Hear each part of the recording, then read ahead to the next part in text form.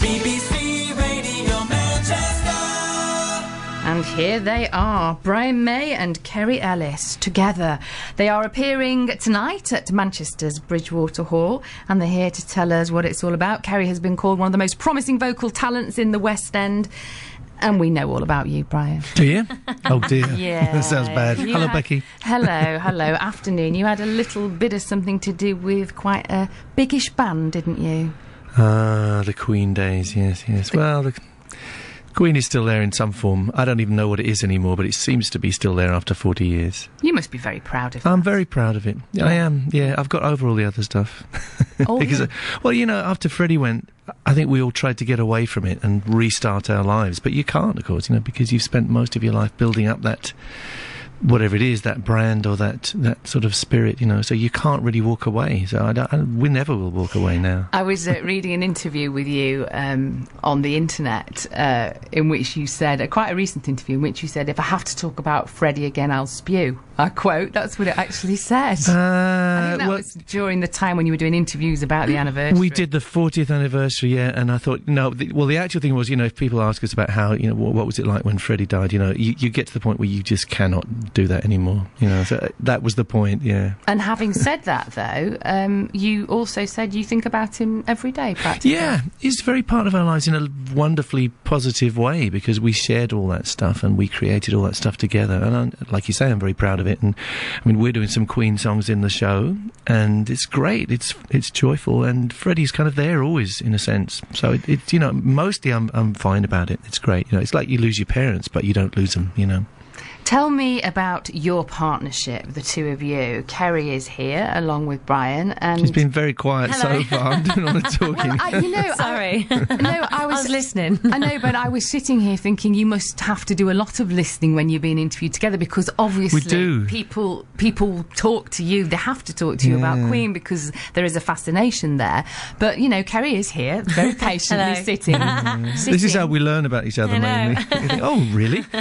Did you think that? I didn't know that. Yeah. So this album is called Anthems, and as I say, you're performing tonight at the Bridgewater Hall. Mm-hmm. It took a long time, didn't it, to complete this, to complete the album? Yeah, it's a very... This is me talking again. No, go on. It's fine. Yeah, it was a truly organic process, really. We didn't say, hey, let's just do this now. It goes back to 9 years ago when Kerry created the role of Meat in We Will Rock You in London, the original We Will Rock You, which is still going.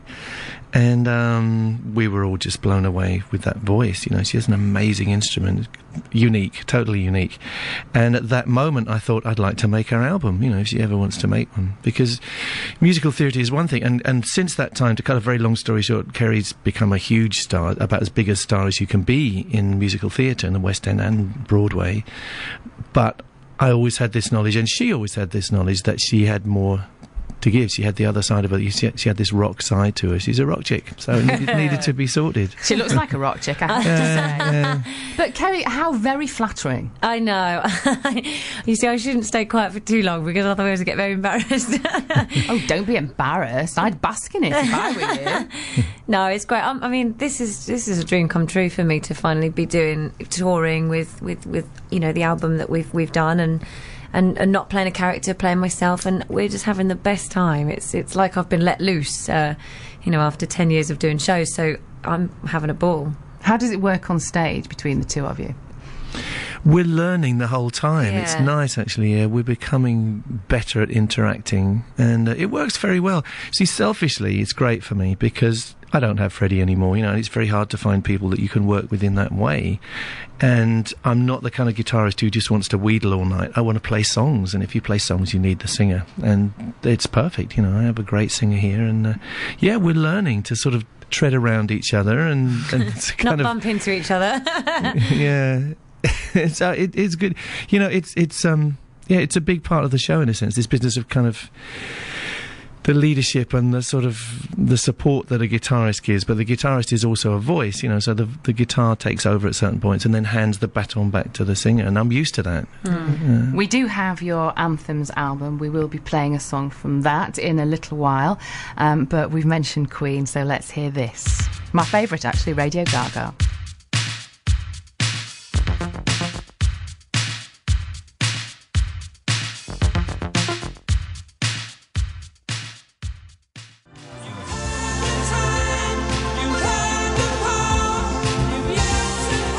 Queen, of course, and Radio Gaga on BBC Radio Manchester. On the way, you will hear more from Brian May and Kerry Ellis talking about their show, which is on at Manchester's Bridgewater Hall tonight. Through the Afternoon with Becky Wants. BBC Radio Manchester.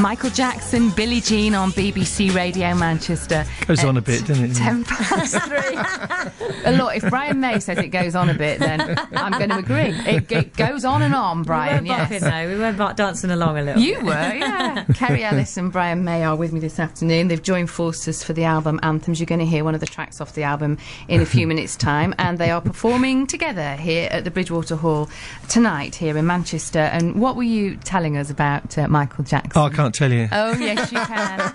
Oh, yes, you Yeah, can. Share. well, Roger's already spilled the beans. Yeah, we do have a couple of tracks with Michael and Freddie, which have hidden away in the vaults for a long time. So Roger and I are working on them, just trying to see what we can do in the style of the Made in Heaven album, I suppose, because you can rescue the vocals these days and you can put stuff around them. So what happened? How did that come about? Well, Michael was quite a good friend of Freddie's, and he used to come to a lot of our shows and was a big fan, and I guess, I got pictures of him at Madison Square Garden, and he came and stole our light show for the Victory tour. Now, they were good mates, and Freddie went round his house at some point, and they just did some tracks together. And you've got them. But we have them, which is interesting, yeah. So, Isn't it just? You're very modest, isn't it? Oh?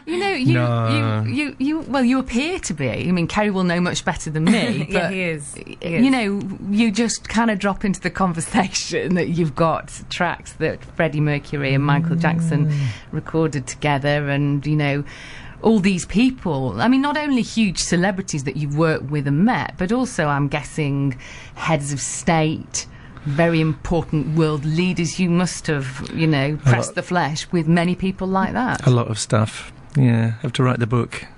But what's funny is, that's all the past, but what's in your life is what's this moment, isn't it? And I'm loving what I'm doing at the moment. It's going, we're going tonight and we will rock. Great, it's a fabulous band, and that's what's in my mind, really. Yeah, it's nice to delve into the past sometimes, but I just love the fact that there's new challenges and things to do right now. So you're obviously still getting a buzz from being on the road. Very much. Albeit at different venues from your normal venues. Yeah, these are all very classy. There's all very concert venues and symphonic halls and things. But it's surprising, it starts off a little more formal than you would expect a Queen show, but it ends up with everybody on their feet and rocking, and it's been great. Has it? Amazing. People have loved it. It's been a real. It's been great for us to just see their reaction, and because obviously we didn't know what to expect, because we're obviously quite different backgrounds, and me coming more from theatre, musical theatre, yes. So we didn't really know who our audience were at the beginning, but now it's really nice to see the mixture of people out there. Obviously Queen fans and musical theatre fans, and it's really nice to see that diversity in the crowd. But at the end, they're all up on their feet, and it's great. Is your preparation different for a gig like this, like, for example, tonight's gig, as opposed to preparing for a musical theatre role? Not hugely, but the demand is different, because obviously it's all you, all us, for an hour, whereas in a show I'm surrounded by 30-odd people. So the demand is different, but it's slightly more liberating, because I don't have to stick to any rules. I can do what I like, and I can be me and run around. And so is every night slightly different? Oh yeah, definitely. Yeah, that's the great thing about live. Yeah, you never know quite what's going to happen. You have a certain programme, but we've been throwing some other things in recently, sort of expanding the show, because it's still quite new. So we threw in Crazy Little Thing the other day, and just worked great off. We have a fabulous drummer. We have Rufus Thomas, Yeah. Rufus Taylor, I Taylor. beg your pardon, Rufus Taylor drumming with us, who's Roger's son, but we did not take him on for that reason. We took him on because he's one He's of the most amazing. amazing drummers you'll ever Amazing. hear. He's Really? incredible, 20 years old, and the guy's unbelievable. In the genes, then, obviously. It must be, something must have happened, yeah. So, are you performing the album in its entirety? We do every single track on the album, which is very unusual. I've never done that before. I was going to say you never did that with Queen, did you? No, the closest was the first album, I suppose, when we took it, because we didn't have anything else to play. But even then we didn't play at all. But yeah, every single track on this album we play. And some Queen songs, obviously, and a couple of surprises, usually. Did you ever see... Are you too young to have seen Queen live? I never saw them live. Yeah, it's weird for me. I have a good memory when I was in New York and doing the show on Broadway, and we were obviously talking still about the album, etc. And you mean We Will Rock You? no, I did Wicked on Broadway in 2008, I think 2009, and I was watching a Queen concert on the telly that came on. I think it was Rio we talked about, didn't we? And it was massive, and it, it's a big regret that I never got to see them, perform live. Now, obviously having the relationship. Yes. And I have to say, I am one up on you. In fact, I'm actually about 4 up on you because I saw them. It was my very, very first concert. I was far too young to be going to a concert. Yeah. Bingley Hall. Wow, Bingley Hall was a great gig. But amazing gig. I always remember the show. The show was, I mean, for your first ever gig, it was amazing. It was amazing. So. Bingley Hall was a phenomenon because there's so much energy in that place. It was packed and steamy and sweaty. Yes, and it was. That's why We Will Rock You and We Are the Champions got written. It's a long story. I won't tell you it all, but that's because they sang everything. Suddenly, it was like being in a football match, and they sang every Queen song, and we got inspired, and we thought, well, maybe we should write them something to sing so we can interact in that way. So that's how We Will Rock You came about, really. It's really fantastic to see you. Not asked you about your lovely wife, of course. How does it feel being Mr. Anita Dobson? It's okay. I'm very proud of her. She's in a great show at the moment called Betty and Joan, which is about Betty Davis and Joan Crawford. She plays Joan Crawford amazingly. It's creepy. I went into the dressing room and she just is Joan Crawford. It just completely knocks you back. She doesn't look like herself at all. And she just lives this character, brings this character to life. It's quite scary. Well, you're both... And the two of them are scary because they hated each other, so that's what the play's about. Yes, I know. I've seen them actually being interviewed about that. It's really good to see you both. Enjoy your night tonight here at the Bridgewater Hall in Manchester. Thank you. And we're going to play... this is a song from the album. It's called... which you asked us to play. It's called Defying Gravity. But you say it's actually different from the way you do it tonight. Yeah, in a sense it sums up the mood of the album, I suppose, the style of the album, because it is a show tune, and it's a show tune which is very much involved with Kerry's past, but it's very different. The arrangement is very rock, and I did play it to Stephen Schwartz, who wrote it, with some trepidation, and he just he emailed back and said he loved it and he was obsessed by it because it's become a rock song. You get to the chorus and instead of it going into this little light thing, it gets very heavy. And you're still pleased when somebody like that emails you and yeah, great thrill. That's one of the great perks of doing what we do. You get to work with the best people. Look, I'm working with this person. So this is Kerry's version, and she kind of owns Defying Gravity now. It started off being Idina Menzel's song, but of course it's Kerry's now. It's so good to talk to you both. Thank you. Thank you very much for joining us live this afternoon here on BBC Radio Manchester, and here is that song.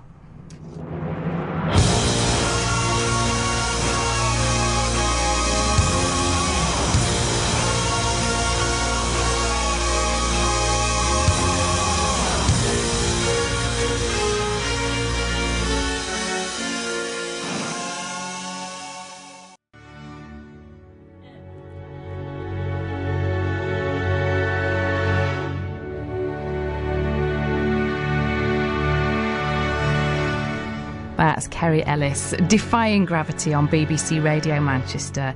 As you heard, she's at the Bridgewater Hall tonight, along with Brian May.